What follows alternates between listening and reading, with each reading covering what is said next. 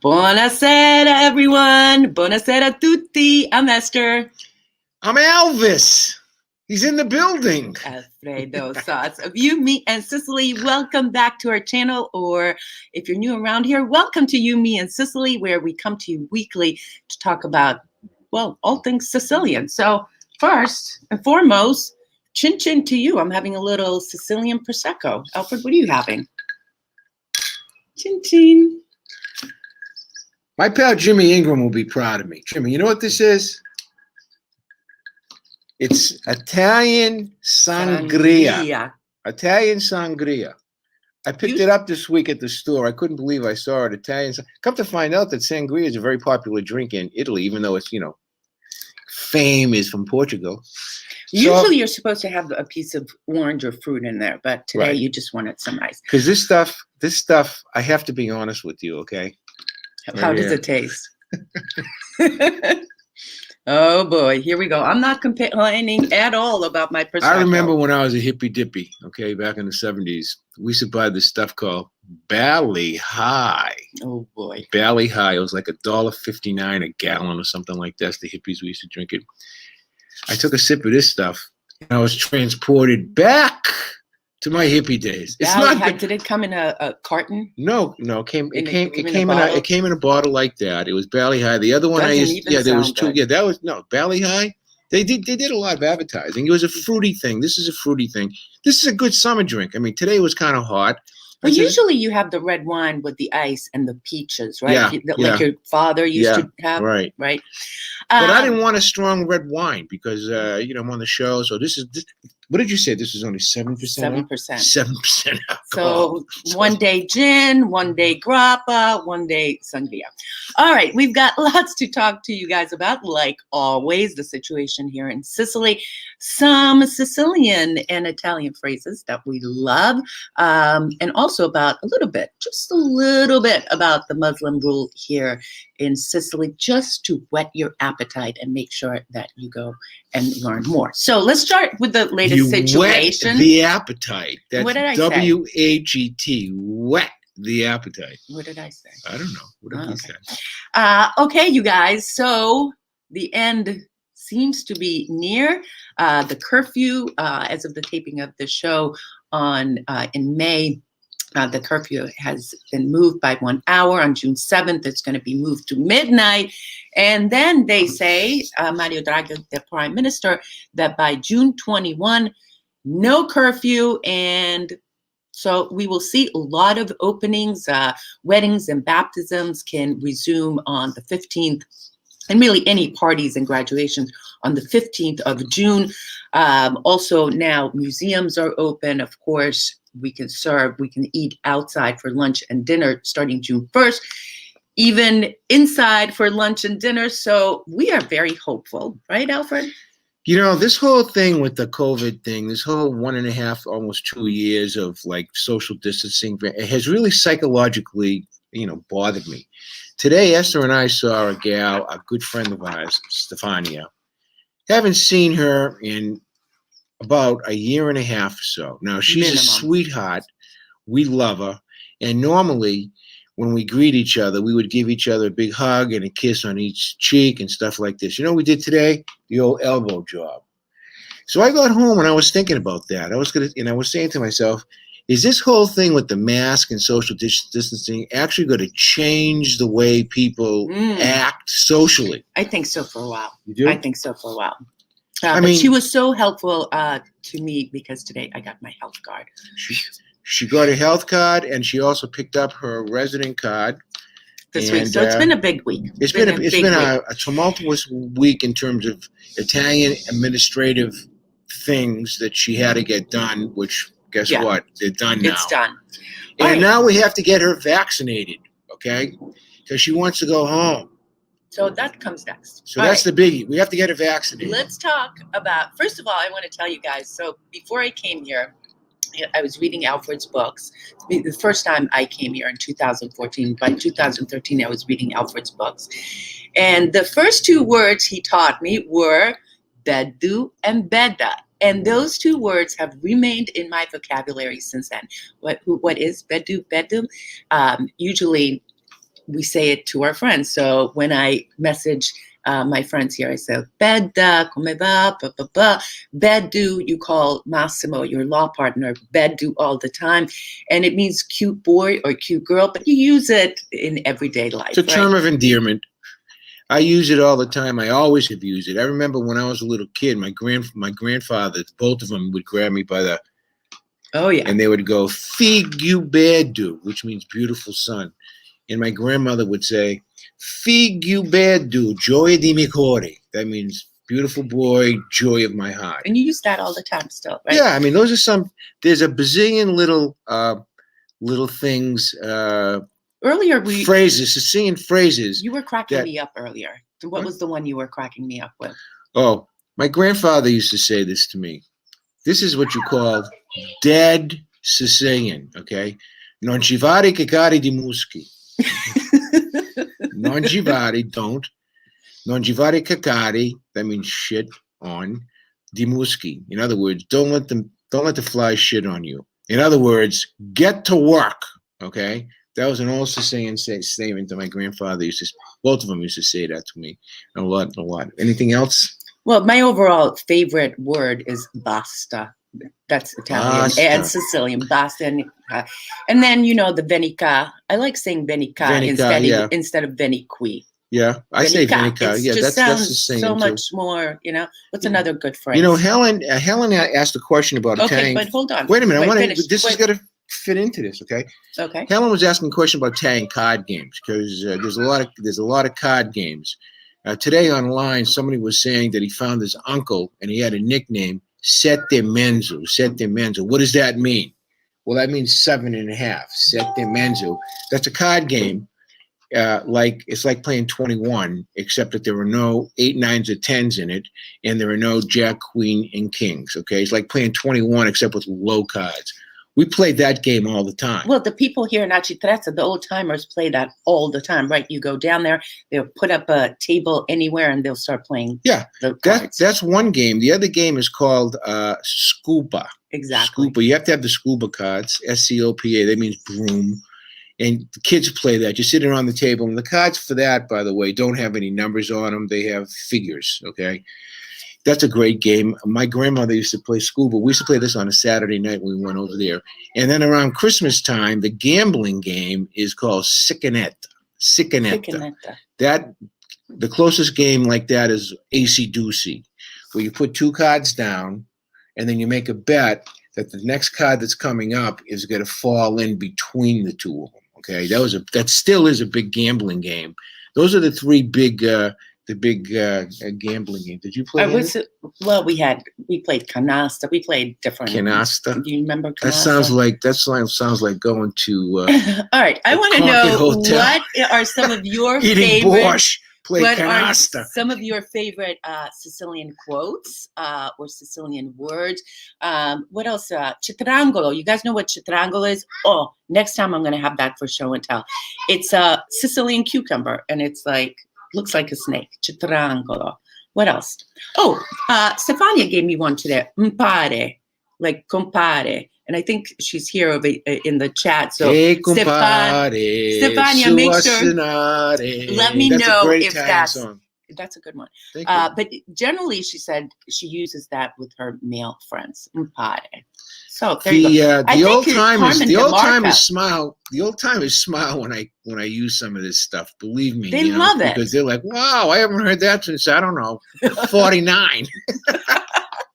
But it's so interesting, when those guys play cards over there in Acitrezza, literally in every corner, they'll find a makeshift table, plop down a few seats, and out come the cards, and they're so vibrant and theatrical, and they are definitely speaking Sicilian. So. The card game in Sicily is almost a social occasion. It really is, okay, where it's not only the guys playing the cards, but it's the guys standing around behind them, and they're usually 2 or 3 deep. And they're watching. And they're watching them. And when she's talking about throwing down the cards, it's very demonstrative. I mean, some guys would get the cards and they would go like this. They would go, like they're cutting off your hand. Exactly right. Like, come on, will you please? But anyways, playing cards though in the States is still pretty popular. Yeah. Back in home, we have a game called 45s. It's a game that was started up in Canada. And in my area, it's indigenous to the Greater Merrimack Valley, specifically Lawrence. I used to play 45s all the time. I love that card. All right, let's say hello to some people. Sure. Manny is here, Peter Scapoletti, Jim Ingram. Helen, thank you for that question. Let's see. Kathy Henderson, I'm from Andover. Hello. Born in Via Grande, right up here, neck of our woods. Well, obviously, either that's her married name or she's a military wife. Put an MN. Buongiorno. Emilia Hazel is here. Hazel. Cook Love Hill. Let me see, where's Cook Love here? Not yet. I like her. Oh, I saw Alicia here. Good morning, Carolyn. Ciao, Carolyn. Joya. Ricardo, please remember our Greta Maestro, Franco Battiato, yes, who died yesterday. He's from Sicily, and his music is immersed. Yeah, he Ricardo, became let me say famous something in the about him. 1970s. Yeah, they just announced today that the Lungomare in Catania, on this side, that connects Orgina to the cafe, the Palazzo, whatever it's called down there, has been renamed in his honor. Yeah. So that's a huge promenade that the Sicilians make. Yes, yeah. He's a great man, man. Ciao from Mia Familia Facebook. Hi, Sean. Okay, Cook Love Heal with Rachel. Zirzao from Austin. It's rainy here, which we love as hot summer is coming. It is starting to get nice as well. Today it was hot. Hi, I wanted to ask you if there's a Bank of America that I can transfer my money to Italy from. I wanted to open an account. The answer is absolutely no, there isn't. Okay, if you want to open up an account here, a Bank of America is a ginormous bank, of course, in the United States. They have partners, okay, and I believe one of the partners is either Eurocredit, Unicredit. Is it Unicredit? Yeah. Or Banco Sicilia. Banco Sicilia is part of Unicredit. That's a huge bank. And the other one is Intesa San Paolo. That's another good bank to take your money. And by the way, if you get to transfer any type of large funds, the best rate is in an application called TransferWise. You'll save some good money over time. Yeah. John Owens is here. What a treat that is. Atlantis Graphic and Web Design Ireland. Iona Podesta and Buongiorno Alfred from sunny Ireland. Iona Podesta, wow, you've got that Hungarian down. Ciao Chiara. I have found such fond memories of playing both Scopa and Seven Mezza during the holidays. Right, exactly. Well, Chiara, completely correct. The same. We used to play for pennies. Jim Ingram says all the women in our family played canasta. Where? At the Concord up in the Catskill Mountains? That's correct. She said Mabada. Perfect. What is that? That's Sicilian. She calls the guy friends Mabada. It comes from compagno. Oh, that's a slang? Yeah. It's a Sicilian. Oh, good. Sicilian. So Stefania was enormously helpful to Esther today. She assisted her going to the health agency, and I had to do the security of the car. They made me guard the car for like 2 hours. Ciao, Andrew Parisi. Nice to see Angie. Joe Marinelli. Let's see. Okay. John Owens. Wait a minute. Alexi Schiffman. What about a house for €1? What about a house for €1? You pay €1 for it, and then 85,000 euro later, you're going to regret it. They're all most of them are in the hinterlands, or they're in very undesirable locations. And if it sounds too good to be true, guess what? It usually is, in my view. Okay, for every one good story that you've heard, I've heard 25 lousy stories about people who are restricted in size, and if they want to change it, you have to do this. And let's not forget, some of these heirs are coming back and trying to get their own property back. So there's a lot of issues over here still. Okay, let's see here. Aguirre Ubanu. Becca House, LOL. I'm still laughing about this. Bacalzu. That's Bacalzu.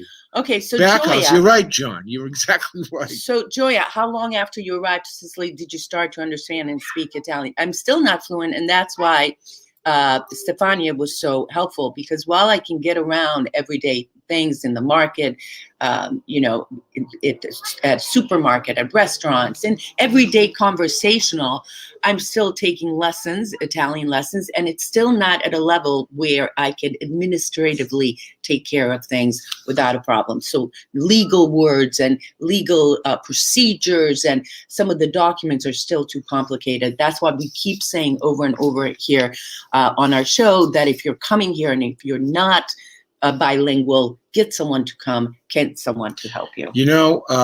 Let me just say something about the administrative process. It's not like the United States of America, where the United States of America, in my view, is pretty slipshod when you go to a town hall, okay? Over here, when you get any type of a public or official document, all the T's have to be crossed, all the I's have to be dotted, and they check. This is a leftover from the fascist era, okay, which was influenced by the German era, okay? So they over ask and over require documents that, what else you need? But that's how you have to do it. And some of them, they'll kick you right out. Some of them are very firm. Fortunately, we've been lucky. And just to add to that, Alfred, that you will have to bring documents that sometimes are not even on the internet. Every community will have a different requirement. You just expect the unexpected, really. I mean, there are some documents that were required of me today that we didn't know about, So anyway, it got done.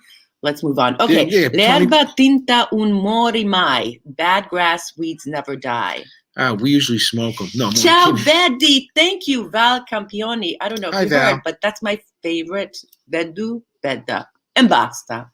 All right. I have so many more that I can't say because we'll get censored on YouTube. But before we move on, okay, for all you new folks, we've been picking up a lot of people who have been joining our private members, okay, members only. You'll see on the YouTube right next to the subscriptions it says join. Okay, we're asking you to join. It costs $1.99 per month. Okay, it's equivalent to a cup of coffee. And every day on a private thing that you get to see either videos or pictures, recipes, observational extra stuff for free. We use this money to, first of all, we've never received pay, okay? We use this money to buy stuff that we need, to pay for internet bills, stuff like that.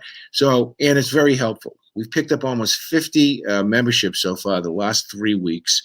So if you think our programming is okay and you're having fun and we make you laugh or whatever, why don't you join in? You could cancel at any time. It's $1.99 a month, and it says join. You just go bloop. Bloop. That's what I wanted to say. Ciao, Kari, Esther, and Al. Also to Stefania, who I had the pleasure to meet while visiting you. She is that's wonderful. Right. Yeah.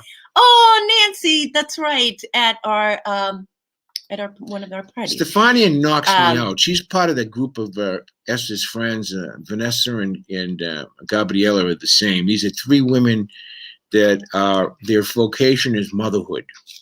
Period. And the number one, number two, and number motherhood. three. Yeah. Motherhood. They are great. They're super moms. Super moms. Yeah. What did you say that her kids are doing? Water polo? So no. It's all everyone does all types of activities. It's great. It's just Enzo, great. nice to see you. One day as a lion is better than 100 days. Who was that? Who said that? Machiavelli. That's a Machiavelli quote. Yeah. Yeah. All right, you guys. So we've been talking. Wait a minute, let's talk a little bit about tours. Okay. Yes. You want to do? Okay. Go ahead. All right. So here's what the story is on our touring business for this year, okay? Because we started our organizational work this week. We have a long way to go on the organizational work, but this is what we decided to do. We're not going to have any formal group tours in September. We'll focus, for those who want to come here for private group work, either Esther and the other Esther, or myself, or one combination of the three of us will escort you privately, okay? So if you want private tours around here, give us a call. What we've done is we've moved our May group to the first 2 weeks of October, okay? That gives us a little bit more time to get organized, to give a little bit more time for people to get vaccinated, because you have to be vaccinated. We're going to make that a requirement. Well, that is a requirement now for us. And the second 2 weeks of October is going to be our trip that normally we go out west. The trip that we had scheduled out west will be the second half of the month. So October will be the quote unquote touring month. Now, the only other, and then November we'll do private tours again. Okay. And then December, we're going to do a December tour. We haven't put up the details, but if you go to our website, euphemiussicily.com, you can take a look at this proposed schedule that we had. I'm curious if you guys. It'll be somewhat similar to that. Yeah. Okay. I'm And the curious prices will if be anyone about, on here would be interested in a December. I don't think it will be Christmas. It'll probably be a little bit before Christmas. the pricing going forward, because when those prices were posted 2 years ago, the euro was at 1 to 114, and today it's between 121 to 122. Looks like they're going to be about $300 per person higher. Okay, just so you know. And however, if you're a repeat client of ours, you get your normal discount. So what happens is we give normal discounts, but for first timers, we have no choice because everything's more expensive. The food's more expensive. The hotels will be more expensive because of the euro being so high. All right, can we move on now? Well, that's what I wanted to say. Okay. All right, so a little bit about the Muslim rule here in Sicily. So let me just set up the scenario. The Greek Byzantines were here, and around 600, 700, the Berbers, the Saracens, the Moors started coming here to Sicily. And it wasn't until 827 that they took the entire island. Now, while they were here only till about 1027 or 1061, their impact on the island was, in my opinion, monumental. I mean, they came here and at one point, they were talking in Arabic. They were practicing Muslim. I mean, the street signs, they changed the name of cities and towns. They completely changed the irrigation and the way farming was done here. They introduced 3 items that are quintessential, synonymous with Sicily. You know what they are? Figurina. Nope. Okay. Pistachios. Pistachios, number 1. Anyone know? Lemone. Lemons and oranges, right? They're part of, they're part of every, it's quintessential Sicily, but they also brought something very important, the sugar cane. And in fact, at one point, Sicily was one of the largest producers of sugar cane, and it was from Sicily that they introduced it to Europe. So how cool is that? Now, the other thing that they did is that they were great city planners, and they set up some of the modern day cities as we know them today. Palermo became the capital. Now, how interesting is this? So I found this fascinating, Alfred. During the Greek era, Syracuse was the richest, most famous, was even stronger and more powerful than Athens. When the Arabs came here, they moved the capital from Syracuse to Palermo, and Palermo became one of the wealthiest, one of the biggest cities during that whole period of the Emirates.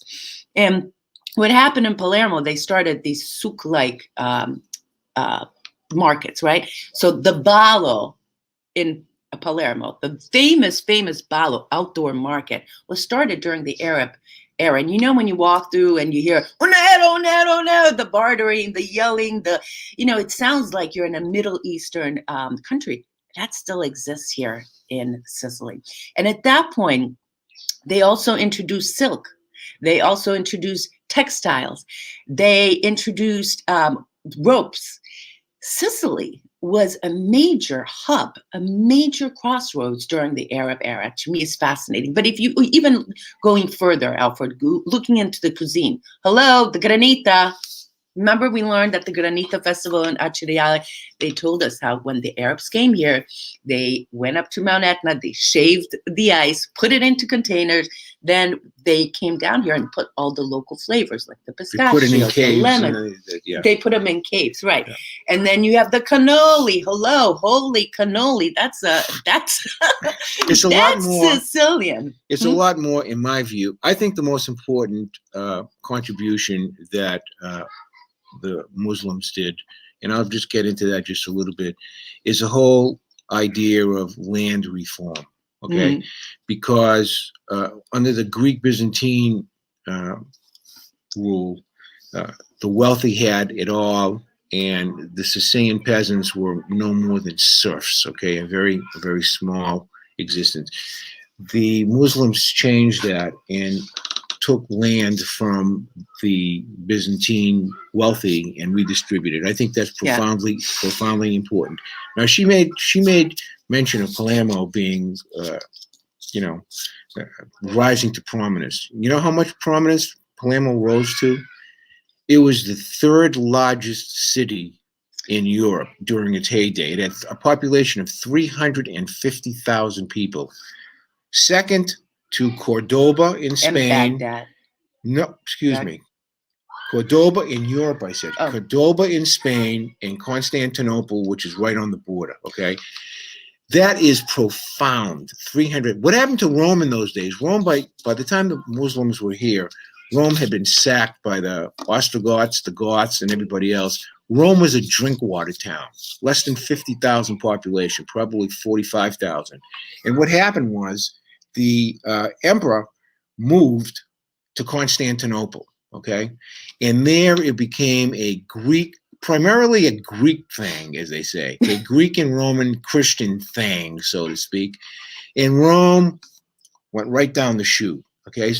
So there was a lot of problems with the Christianity issues when the Muslims started. Then the Muslims started with the Prophet Muhammad, blessed be his name, so to speak, and they swept across Baghdad. They swept across Saudi Arabia, Baghdad, Persia, Lebanon, Syria. They went east, okay? Different sultans, different caliphates went east. And when finally they got to North Africa, you had, which is right across from Sicily, you had Tunisia, you had Libya, okay? Now, it's unbelievably fascinating. And if you want to get in depth to it, okay, search the Emirate of Sicily, Emirate, E-M-E-R-I-T-E, the Emirate of Sicily, and you can learn about all the characters. Now, there's just a couple more things I wanted Before you go on, let me just finish my thought about that, because Did I interrupt you? No. But actually, let me just Right. let me finish my thought. Though you didn't interrupt me. Thank you. For a change. Actually, Palermo was also third after Baghdad and Cordova for the population of Muslims during the Emirate. That's a different thing. That's a different thing. But you are right. Right. Interestingly, though, the other thing I wanted to say that, that makes sense. That makes sense. I mean, it became a major hub that even to this day, they had lasting influence, not only with the foods, but also you have the towns like Caltanissetta, Caltagirone, Marsala, Mazzara, Agrigento. No, Masalo. No, Agrigento is a more of a Greek name, but Masalo means the port of Allah. So you have all of that.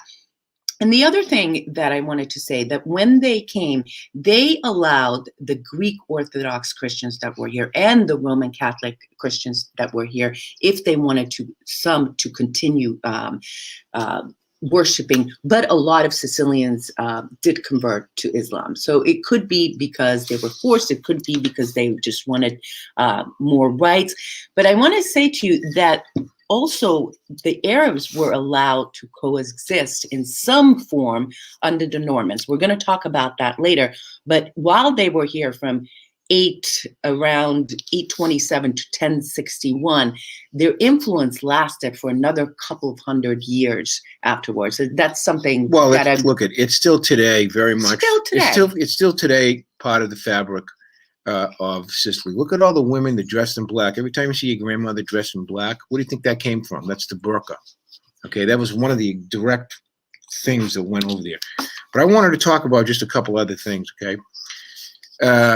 She alluded to some of the things that the Muslims did to the Christians here, but really it depended on what sect was in charge, okay? For the vast majority of the time, the Muslims from North Africa were Sunni, okay, Sunni. But twice in the history, the Shia took over. Now, between the Sunni and the Shia were much more Islamic, okay? The Sunni were kind of like, they were Islamic, don't get me wrong, but they weren't nearly as strict as the Shia. They allowed, for example, one big thing that they allowed was the loaning of money, if you can believe that. That's really not allowed in Islam, to put interest on money. And persecution, limited persecution did take place. It wasn't like in slavery, but for periods of time, there was persecution that did take place. Conversely, when the Christians came, they certainly returned the favor, especially up in Taormina, because Taormina got slaughtered by the Muslims when they came, and then when the Normans came back, they kind of returned the favor, so to speak. But in my view, again, this is just my opinion, I think that if the world studied Palermo and how Christians and how Muslims and how Jews got along, especially today when we hear all the stuff that's going on today. They lived side by side. They live side by side. They work side by side. It would be a really beautiful thing to behold in the world. That's a okay. good point. That's just my opinion. 100. I completely agree with you. Now ask me who my favorite character in the whole. Okay, wait. Let's just say, first of all, a great thank you to Michelle Canepa, who just became Thank you, Michelle. a member. Talking with some friends here in Austin today about best time to go to Sicily. Would be interested in a private tour. So why don't we talk about that? We do. First of all, it's always a good time. Maybe January is the one month that I would say don't come.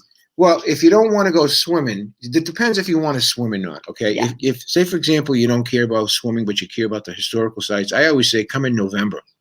November. The second half of October, November for sure, because the crowds have dissipated by then. Yeah. So if you want to take photography, if you want to go hiking, if you want to do that type of stuff, it's perfect. If you want to go swimming, okay, typically the Lidos don't open up. Look who's here. Excuse me, Alfred. Francesco! Here's our neighbor, Francesco. Our neighbor, Francesco. Saluta tutti. Tutto bene? Perfetto. Ciao, buonasera.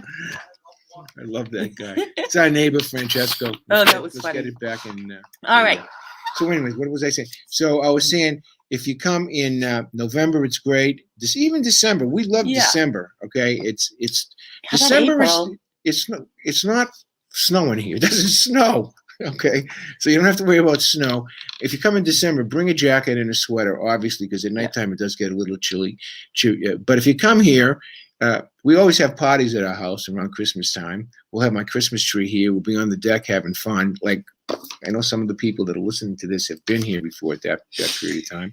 So we're going to do something again this year. So it depends on what you like. Yeah, but I would also add that April is great. It's not very touristy here. It's not very warm. May is great if you like spring fruits, seasonal spring fruits and vegetables. It really depends what you want to do. So why don't you message me? That would be the best thing. All right. Can I tell you about my favorite character? Hold on. I just got my American Airlines September 15th. I'll be there to see you both. Oh, great. Very excited. I wanted to know what is a nice place to stay. Would you guys recommend in Palermo? There's the Jolie. The Jolie Hotel is not bad. It's in the center of town. It's clean.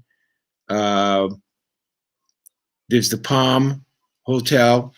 But I think we don't know if they're open. This is Borsellino, Chrissy. The Hotel Palm is probably the best there is, but the Jolie Hotel is it's like a chain, an Italian chain. It's a very good hotel. I've stayed there. I've stayed at both those places many times. So you got the Hotel del Palma and the Jolie, I believe. Good advice. Right. Brought spices, raisins, different. That's right. They also brought cinnamon, the pine nuts, the whole use of raisins and pine nuts, which is so big here. And yes, Joya, they did bring the prickly pear, but I wanted to highlight those three. Listen, this isn't a history class, okay? All we're trying to do, and I was telling this to Esther, if it's going to be a history class, we're going to go on Vimeo, and I'm going to charge $150 a lecture, and I'll really teach you about this stuff. We're just here having fun. But what I'm trying to do, whether it's the Romans, the Greeks, I don't care who it is to whet your appetite so that after the programming is over, you can do your own research. Yeah. Now, like I had said before, if you Google the Emirate of Sicily, it'll open up your eyeballs to a world that maybe you've heard about, but really you don't know about. I really think that that's what each and every one of these little talks that I have. Remember I said if you can learn five things every time, a day, it's important. Now I'm going to teach you two of them right now, okay? Question, Esther, you know the answer too. What was the last town to fall to the Muslims, and it's not Taormina like every tour book says? Where? You don't know? Oh my God! It's a town right by Messina called Rometta, Rometa. Okay, they lasted up to 65 years before the Normans came in. Okay, that area up in Messina, that whole area up there was a hotbed for the Byzantines still, but Rometta was the last town to fall. So that's question number one. Question number two, Euphemius. I'm going to tell you about. I'm going to tell you about Euphemius. Okay, this guy is a character. He actually was the prime mover for the invasion of Sicily by the Muslims. Okay, this guy Euphemius was a Sicilian Navy commander. How's that sound for you? Okay, what happened was he used to raid North Africa, and the Muslims thought he was a real pain in the ass. Okay, because he would do unauthorized raids. He had a good navy going over there, the Sicilians with the Byzantines. But what he did was he fell in love with a nun. Okay, a nun, and he kidnapped her and he married her. However, the nun's family, they had connections in the Byzantine world, all the way up to the Emperor Michael. So Michael contacted the Byzantine commander, a guy by the name of Constantine. He says, look at this guy. This guy kidnapped a nun and married her. I want you to find out if that's true. And if it's true, cut off his nose. Okay? His nose. Cut off his nose. Cut off his nose, right?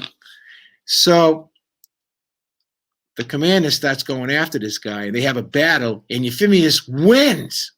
Okay? He kills Constantine. So now Michael's really pissed. He sends his whole army down there to get this guy. So Euphemius beats out of town. He goes to Tunisia, and he talks to the emir there. He says, listen, I can deliver Sicily to you. All I want is for you to name me as the commander over there. And once we conquer Sicily, then we'll give you an annual, tribute. So the guy from Tunisia, Sunni, he says, you got a deal. And he sent over 10,000 guys, 10,000 army men, 100 ships, and a bunch of other stuff. And that was the start of the conquest of Sicily. But it took place because of a Byzantine Sicilian. That's where it started. Marsala Davala was where it started. It ended up that they getting kicked out later on, which is a story for another day. That's a story for another. Not But completely. Google it. I'm telling you, right? It's a completely. really interesting. He's my favorite guy. I love that guy. Thank you for being a member. Enzo has a good one. Testa con palla si chiama cucuzza. That's right. That, you know something? A caguzza, okay? Yes. We used to say testa dura. You know what that means? Hardhead. Hardhead. You still use That's that all the time. Dried fruits and terrine too. There's a million things. Proceed. The marzipan, which is just, it's made out of almond paste. That's also another big one. But you look at everything else that they left here, there are still some buildings that have the dome shape. One of the most intact buildings from that era is in Sciafola Diana in the province of Palermo. They have that bathing house. It is completely intact, where people used to go and bathe. So it's fascinating. When the Normans finally ended up going into Palermo and they went in, you know how many mosques there were in Palermo? Almost 300. Almost 300 mosques. I think the Palermo had one of the most mosques in one city in that entire emirate. You're absolutely right. The last time I was wrong, Esther, was when I thought I had made a mistake. I make kudurini every New Year's Eve. What's Mama cooking for us? I have family in Rometta. We have to How go there cool when you is come. that? We have to go there. We could recreate the battle over there, okay? We'll get Esther, me, and you. I'll be the Muslim. You guys can be the Byzantines. We could have a good time. Tony Patty says, how about the story of Giuffa? Funny stories of how Sicilians don't suffer fools. That's correct. They don't. They don't. Let me see here. The beaches are still wonderful to walk. I don't know. Who's he talking to? Ciao Francesco. I don't know. Okay. Kathy says, thank you. Love all that history. How funny is that, Kathy? I'm from Andover. Kathy, what is your maiden name? Kathy Henderson. You said you were from Via Grande. Did you live there military, or were you born there, or what's your story? That's interesting. Sean says, my wife and I may be interested in Alia Agrigento Palermo tour. Basically, I want to meet my family. Sean, we're waiting for you to come here, man. We are waiting for you to come here. That's for sure. Love conquers all, says Amelia. Okay. Oh, love conquers all. You want to get up and show them the testa di moro. You want to talk about love? No, next time. Oh, we have a story to tell you about. I got most of the time from end of September. Perfect. Ciao, Maria is in the house. Maria, I just saw a girl. My mom's last name is Palermo, but her grandfather is from San Donato di Ninea, Calabria. Is that his family moved from Sicily years ago to Calabria? Yes. That his family moved from Sicily years ago to Calabria? Calabria, they're our cousins. As a matter of fact, 12 miles away, right over the bridge, straight away from me, is Calabria. The Muslims, by the way, also took over Calabria, just so you know. And we have a very close affinity to the Calabrians. Their food, by the way, is really good. Their beef is far superior to the Sicilian beef because everything is in a valley over there, okay? And it has lush, places for the animals to graze. Yeah. Sicily is kind of like barren. Sicily doesn't have. It's not like it used to be. That's for sure. Potato wants to know. Have you checked out kuduruni? No, what is kuduruni? I don't know what that is. Tony Patty says he makes it every year. Well, I want to see what it is now. Now he's got my interest. I'd like to know what it is. Okay, I want to know where you guys are watching from, and if you're coming on now, what your favorite Sicilian Italian word is. Mine to this day, Bedda, Beddu and Basta. So all mine are swears. Yeah, I know. I mean, Kathy Henderson came to the U.S. when I was 6. I am a Leone, and my mom was a Cristaldi. It's kind of funny that you said that, Kat. I was just in. We go to Via Grande all the time, and I have a shortcut that I take to get from Via Grande down to our house, and I always pass this house that in front of it has these 2 ginormous lions in the front entrance. Oh, yeah. Right? And I always say to her, I bet you those people, their name is Leone. Okay, because Leone is a lion. Yeah. Right? That's funny. And there's a gal on my on the programming right now who does our Sicilian olive tree memorial. Christine Leone. Her husband, the family, is from that neck of the woods too. So maybe you have a cousin over here right on the show here today. And Kathy, I don't know if you're new around here. We just did a video a few months ago for Easter, actually Palm Sunday shopping in one of our favorite shops in Via Grande. We feature Via Grande actually in a lot of cities. Kuduruni is like a stuffed focaccia pizza. Is that a north or a south? I mean, east or west?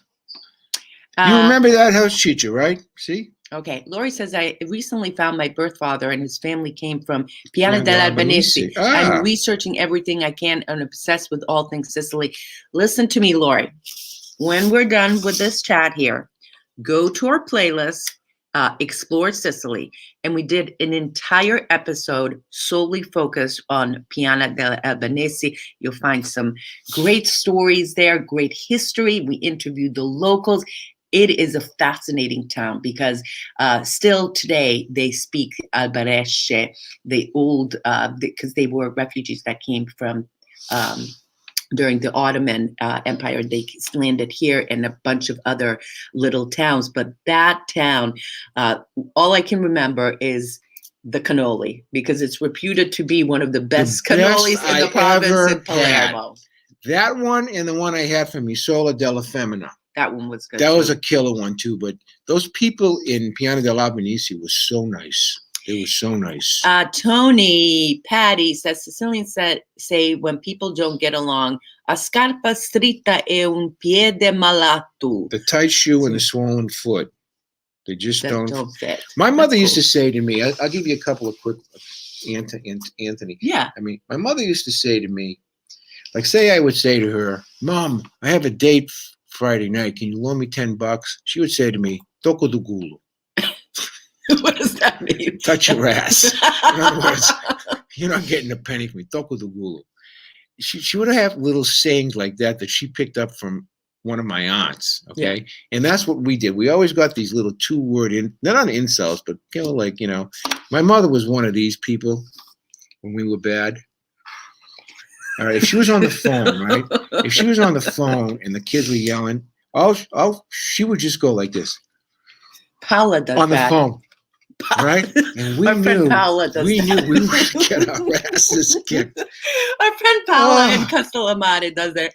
My mother used to have these yardsticks that they used to get at the paint store. Yeah. They were about 1/4 of an inch thick. And she used to whack us with those. And of course, it was like, I don't know, a piece of balsa wood practically, and it would break, right? So she figured it out one day that it would break. It didn't hurt us kids, especially my brother Tommy, who has a thirst to do it anyway. So she got like 4 of them, and she taped them together. Right? And she whacked me. She almost knocked me out. She goes, "Oh, I didn't hurt you, did I?" I said, "Yeah." Leanne Lack, nice to see you. Hello from Queens, New York. Mom's parents from Contessa and Delia and Biasquito. Welcome, Leanne. Nice to see you. Here. Yeah, I know. We have a lot of potato head. I love that name. I love that name. Lentini and Chiama, also known. Is that Lentini or Lentini? Are they 2 different places? Yeah. Hey, we got a scuttlebutt. Wait a minute. My brother and I would hide the wooden spoon on top of the refrigerator. Oh, that's good. That's good stuff. The wooden spoon. My mother never used. My mother used to throw shoes or slippers. Okay, and my mother was like a dead-eyed dick. She could hit me with a freaking shoe like at 20 paces. It was just unbelievable.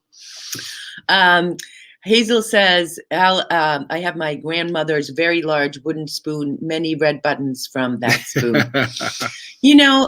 I missed not having a grandmother or a grandfather growing up because, of course, they were back in Hungary. So we got to see them every few years. Yeah. It's one thing I've always thought.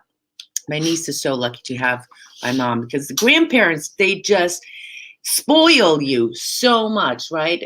But they can be also very, very hard. My mom plays a good balance with Naomi. You're thinking about what, I'm old school, very old school, as you obviously can tell, where corporal punishment, I mean, not, horse whips or stuff like that, but, getting whacked every once in a while with a stick or not a stick, but something, right? That was part of our growing up culture, okay? Not only the growing up culture in my household, but every household of Sicilian Americans in my town, Lawrence. You got whacked if you were bad.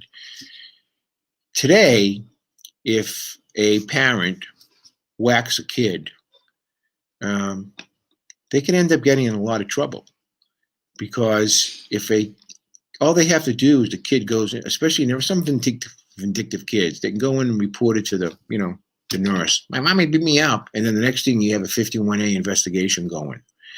When I was an attorney, I heard in court, some of the most unbelievable stories of, abuse, so to speak. But, it's changed. Today it's changed. I never laid a hand on any one of my kids. Yeah. Never laid a hand on any one of my kids. No. Okay, Christine says, I love this proverb. Amore e erudizione hanno bellosco. I can't even see that. What is Love that? and learning enable life. No, I love that. Annobiliscono. Ah, la here's the vita. most That's important. wait a sec. I love that word. I'm gonna have to write that down. Annobiliscono. That's a See, good. I'm saying, Whoops, hey, excuse me. Alfred. See, I'm still learning the language. Right. What's Mama Cooking says? I watched that episode and I want some Oh, of that those was cannolis. so good. It was. Ciao, Leonard Storm. Nice to see you. My first time arriving in Palermo in the 80s was via overnight ferry from Yes. Naples. We arrived after dawn on with Mount Pellegrino, dramatic rise. Mount Pellegrino, that is an amazing place. One of the nicest vistas that I've seen, besides mine on this side, is in Cefalù. A sunset in Cefalù. Well, if you have side. the right spot, right? Well, the sunset, let's be honest, it's just amazing. On all of that western amazing. And northern it's corner, amazing, it's differently than it is here, right? We get the sunrise, they get the sunset. Even in Castellamare, it's beautiful. Yeah, it's just Peter. That's hilarious. What did Peter say? Hey, Peter, before you get off of Peter, guess what? The lettuces that I planted, which I thought were too many, they're growing, and every day Esther gets her scissors and she cuts them off, and she makes part of her salad. And guess what? They grow right back. He's the one who told me to do that. It's unbelievable. He told me to. I'm so happy. I've cut and grow. Cut and grow. My mom would throw a wooden spoon on her shoes and always. Right, Joy. Always hit. Right. They never miss these women. It's unbelievable. Good. My nonna used her house shoe. Yeah. Oh, that's so cute.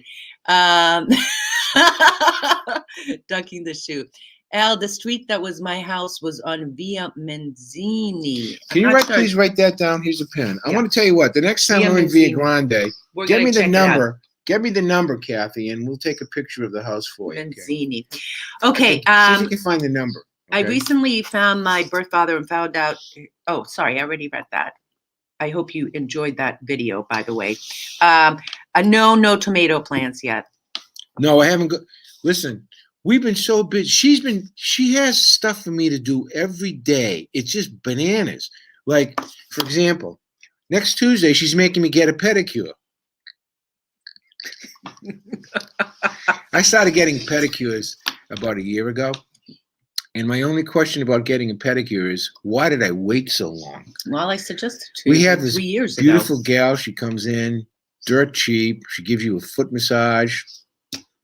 So Tuesday's the big day. Yeah, Sicilian sunsets would make a great calendar. And it's so interesting because really the Terramonto on that side is, I mean, you can't even do a painting. The pictures come out so beautifully. I can't believe how many colors there are. In the morning, for sunset, for green. Just the sunrise, greens alone are just crazy. How beautiful the greens are. You know, Sicilian people really understand the beauty of Sicily, and they are really proud and they really love it. But there aren't that many of them. Do you know there's only less than 5.5 million Sicilians who live here right now? What we really need is American money. We need American investment. We need people to come over here, not old bucks like me, but I'm talking about young studs. It needs an influx, yeah. It needs some new blood. And also, it's also one of the oldest populations, if not the oldest population in the European Union. So the old are getting older. Yeah. Didn't you say something about the Italian birth rate was plummeted last how much year. is it? I haven't like seen one something. No, but it definitely plummeted. Chiara, she's my girl. Where do you get your pedicures? This woman has been my massage therapist, and where does she live? Where does Chiara live? Chiara lives in the United States, but she's from Catania. No, are you in Catania now, Chiara? No. No, we have a gal come here. Yeah, she's and she also gives massages too. Yeah, she's been a friend of mine for a long time. Jim says, Alfred, quit your whining. What am I whining? Well, how was that wine, by the way? The wine? You mean the sangria? The sangria? Good. It's not going down very smooth, though, huh? I'm nursing it. I'm not a wine drinker. I'm not like you or Jimmy. We're winos for Jimmy's sure. a wino. I said to you, she's in New York, but I have a house in Catania. Okay, when you come over here, we're we'll gonna hook get you up. together We'll for hook sure, you up, and yeah. we're gonna No, hook we'll up. hook you up with a gal, Lucia. Her name is Lucia. I call her Santa Lucia because Santa Lucia. she makes me see the stars. Okay, good. Keep drinking. Oh, the other God. thing, I've been talking about trying to make Nero de Seppia now for a week. So I got to make a commitment on air to try to make the Nero de Seppia, which is the cuttlefish. Apparently it's a very easy recipe. I got it from my girlfriend. Also, the guy at the fish place gave me almost exactly the same recipe. I'm curious if you guys ever have made the Nero de Seppia. Today I had And what's the other big news that we have? Oh, we're going to go out to our first restaurant next week, right? Monday, First time out or to a restaurant in like what? Like October, since October. No, you had said no, October before. No. Since October, we've had this like lockdown situation, but we went to Citrezza and you had the Nero de Seppia like maybe 3 or 4 months ago. Oh, no, for Valentine's. It was a delayed Valentine's, as I remember. That's right. Today, Esther made for me my famous steak with the mudiga. I'm telling you what, this meat that they're bringing in from Scotland is pretty good. It was €19 for a kilo. Yeah, which is so I bought a little pounds. less than a half a kilo. It cost me $7 for a steak. There was no fat on it, and what she did was she dipped it in the olive oil on both sides, and then she put it in a mixture of breadcrumbs, salt, and pepper, and parsley. Okay, and then she broiled it, not baked it. Broiled it. Yeah. 5 minutes on one side, flip it 5 minutes on the other side. That's another word, mudica. Mudica. Pasta con mudica. I love that sound. And Al, a lot of these words, by the way, con mudica or benica or all that, were influenced by the Arabs. That hard k, ka, caltanissetta, caltagirone. Let's see, Alfred, I love that you say about not hitting your kids these days. My parents lived under strict behavior and were hit my Sicilian great-grandfather when they did wrong. It's all they knew. Well, honestly, in my house, listen, I went to a grammar school. I did 5 years hard labor at Sacred Heart School for Boys, where we got whacked by the brothers like all the time. I mean, all the time. And I'm talking about young guys who would like slap you right in the face, okay? My father never hit me in the face. My father would hit me in the ass. All right, he'd spank me. Mm-hmm. And the same thing with my mom. She'd spank me. But after getting out of Sacred Heart, first of all, I wanted to kill those guys myself because he built up so much anger, okay, that it took me a long time to get out of it. And every once in a while, I see guys that I went to elementary school with who went through the experience with me, and it's almost like we're a band of brothers. Yeah. We had done time in jail together, I swear to God. But it stuck with me. I got a great education there because you had to study, or else you got beat up or slapped or whatever. But Tony says Sicilians make good wine, white wine too. Grilla is one of my favorites. So I'm having a Prosecco. But I got to tell you that Prosecco in Sicily stinks. Excuse me. But I have to tell you that Grillo and Insolia are my two favorites. And then I like the Nero de Avola and then the Vino Rosso from Mount Etna. But there are some great wines here. And we actually have a few vineyards that we're friends here with. And it's interesting to see the progression of the wines here, right? Maybe that's something I'm going to talk about a little bit on Sunday because some of the best in the world now. They started just by making, whatever wine for quantity. And then when they discovered, there's a science to this and I'm going to make it for the quality, then the Sicilian wines burst into the market. So we have a lot of those friends around here. 20 years ago in the States, Merlot was a cooking wine. Now look what happened to Merlot.